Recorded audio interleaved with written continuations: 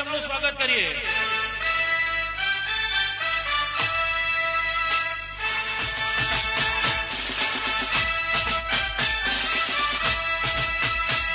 Stage પાસેથી જરા ધક્કા મૂકીને કરશો.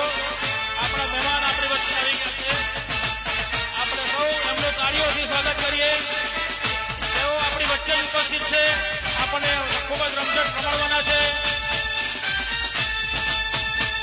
સૌ મિત્રોને પોતાનું સ્થાન લઈ લેવા માટે વિનંતી.